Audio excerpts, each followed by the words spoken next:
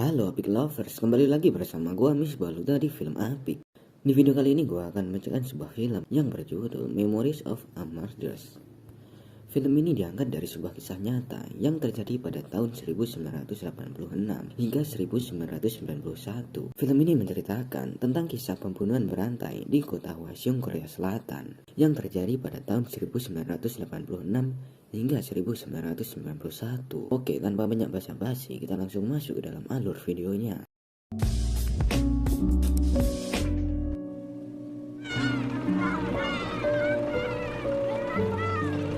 Film diawali dengan diperlihatkan dengan seorang detektif yang bernama Park Do-man. Ia sedang melakukan sebuah investigasi kasus pembunuhan wanita yang terjadi di sebuah selokan. Tak lama berselang, ada wanita lain yang tewas di sebuah lapangan. Park Do-man kewalahan menangani kasus tersebut lantaran pada era 80-an, teknologi forensik belum maju seperti sekarang. Kemudian kita akan diperlihatkan dengan Park Do-man yang sedang melakukan ritual pengacauan dengan kekasihnya yang bernama Kwak Seul. Setelah itu, Kwak menceritakan jika ada orang keterbelakangan mental, anak pengusaha makanan yang bernama Kwang Ho, sering membuntuti Hyang Seok, seorang gadis yang tewas terbunuh. Kemudian Park Do-man langsung menghampiri orang tersebut dan membawanya ke tempat interogasi. Tak lama datanglah teman Park Do-man, ia bernama Yonggo, yang memiliki kehidupan yang sangat keras. Kemudian kita akan diperlihatkan dengan seorang wanita yang sering menundukkan kepala. Ia sedang diikuti oleh seorang pria yang bernama Suk Tae-yeon. Hingga wanita tersebut jatuh ke sebuah jurang. Park Do-man yang melihat hal tersebut, ia langsung menghajarnya. Di dalam mobil, pria tersebut mengatakan jika dirinya adalah seorang detektif. Kemudian mereka menuju ke kantor. Di sana Suk Tae-yeon diperkenalkan dengan beberapa orang di sana. Tak lama kemudian mereka kembali menginterogasi Kwang Ho dan membawanya ke sebuah hutan. Kwang Ho menceritakan secara detail tentang tewasnya Hyang Seok.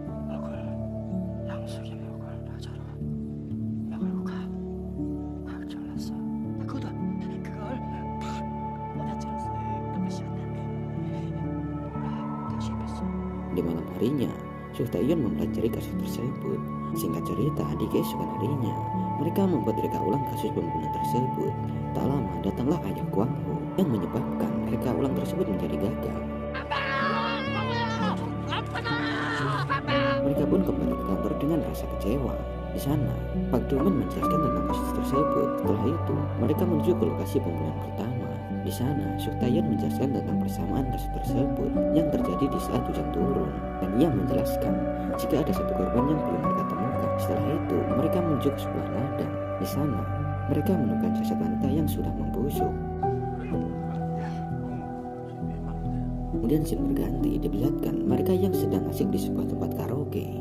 Di sana, Inspektur Jo menyuruh semua detektif untuk melakukan pengawasan dikarenakan akan turun hujan. Tak lama kemudian, Guyok melakukan sebuah percobaan, akan tetapi penjahat tersebut tidak menangkapnya lantaran Guyok diikuti oleh Park Do-man. Kemudian kita akan diperlihatkan dengan seorang wanita yang sedang telepon. Di sini kita mengetahui jika ia akan pergi ke sebuah pabrik. Sesampainya di sana, ia merasa diawasi. Tak lama, ia pun diculik oleh penjahat tersebut.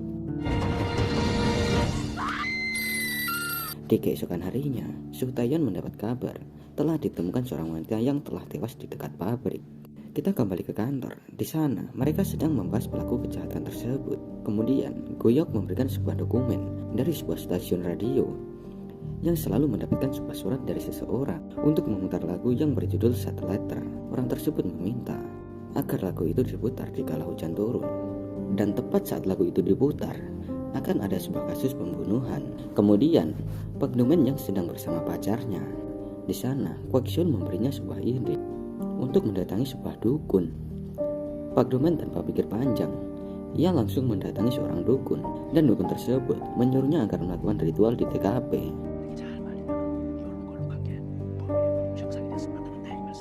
Tak lama datanglah Suk Tae-yeon. Ia juga mendatangi tempat tersebut.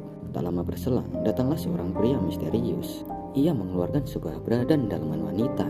Pria tersebut mengeluarkan rudal biologisnya dan ia pun langsung melakukan sebuah ritual perjualian. Akan tetapi, Yonggo tanpa sengaja menginjak sebuah ranting. Alhasil, orang tersebut lari. Mereka bertiga pun mengejar orang tersebut hingga sampailah di sebuah pabrik.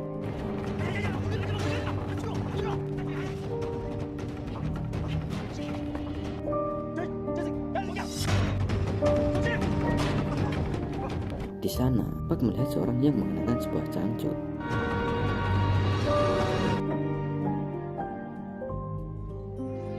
Dan ia pun langsung membawa orang tersebut ke tempat interogasi. Di sana, ia menceritakan tentang dirinya yang pingsan di bawah toilet sekolah. Su Taeyu pun langsung datang ke sekolah tersebut. Di sana, ia ditemani oleh salah satu siswi. Ia membantu siswi tersebut menempelkan sebuah blaster. Setelah itu, ia mendatangi toilet yang dimaksud. Di sana, ia bertemu dengan guru yang sering mendengar tangisan wanita di sebuah bukit belakang sekolah. Su Taeyu pun langsung mendatangi bukit tersebut. Di sana, ia menemukan sebuah rumah yang dihuni oleh seorang wanita. Guyo ditugaskan untuk menanyai tentang apa yang terjadi. Wanita tersebut menjelaskan secara detail tentang apa yang dialaminya.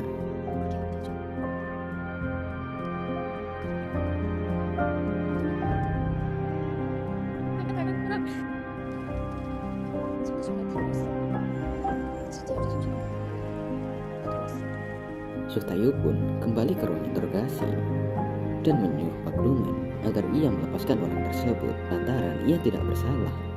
Hal itu membuat Pak Duman naik pitam dan berkelahi dengan Su Taeyu. Dan di saat itu, Guyok memutar radio yang menyiarkan lagu Sad Letter. Dan di keesokan harinya, ditemukan jasad wanita di sebuah lapangan. Dan di jasad tersebut, ditemukan 9 biji buah persik. Tak lama kemudian, mereka mendapatkan telepon dari stasiun radio tentang pengirim surat tersebut. Su Taeyu bersama Pak Duman bergegas menuju ke sebuah tempat tinggal. Di sana, mereka mendapatkan info jika orang tersebut bekerja di sebuah pabrik. Mereka pun mendatangi pabrik tersebut dan menemukan pria bernama Pak Yun-gyu. Ia pun dibawa ke tempat interogasi. Di sana, bukti tersebut menunjuk ke Pak Yun-gyu. Akan tetapi, ia masih saja tidak mengakuinya.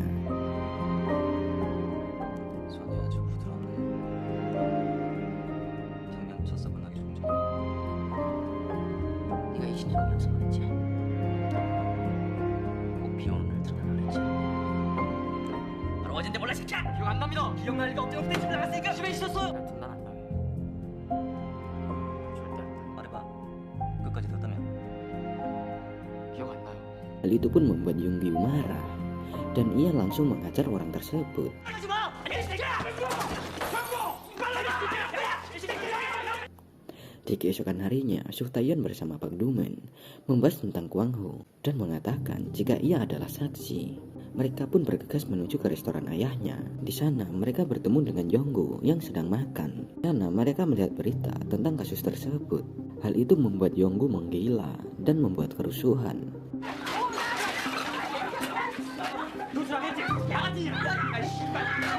Dan di saat itu datanglah Kwang Ho dan ia langsung memukul Yonggu menggunakan sebuah kayu yang terdapat sebuah paku berkarat.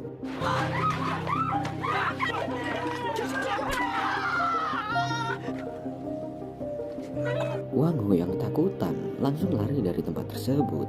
Ia pun dikejar oleh Pak Duman dan Su Taeyu. Di sana, Kwang Ho menceritakan kembali tentang kasus tersebut.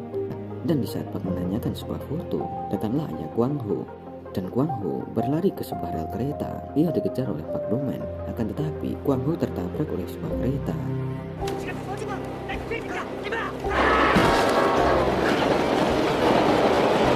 Kemudian kita kembali ke tempat otopsi.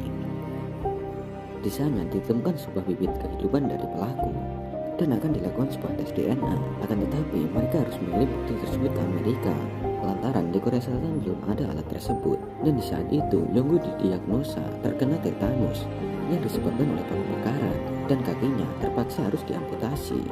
Su Taeyu ia mendapat tugas untuk mengawasi Pak Yonggu. Akan tetapi mobil yang ia kendarai mengalami masalah yang menyebabkan Pak Yonggu terlepas dari pengamatan. Dan di saat itu Kwak Syul pulang dari kerja. Di jalan ia diawasi oleh pria misterius. Dan di sini Kwak Syul berpapasan dengan anak sekolah.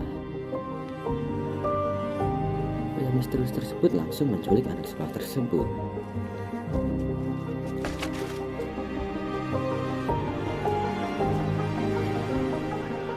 Dan di keesokan harinya telah ditemukan jasad seorang wanita.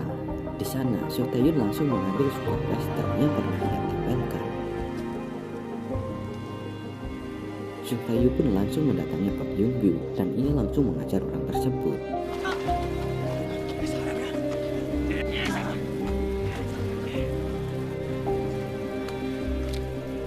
Hingga datanglah Pak Duman. yang membawa hasil tes DNA. Tetapi dokumen tersebut tidak cocok dengan DNA Pak Yun-gyu.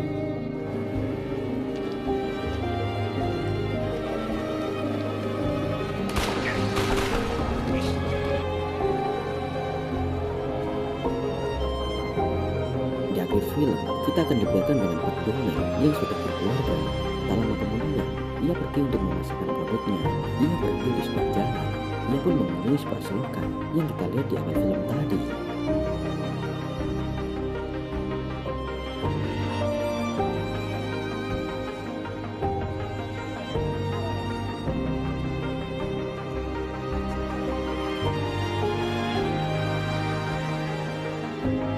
Sekian review film singkat Memories of Murder.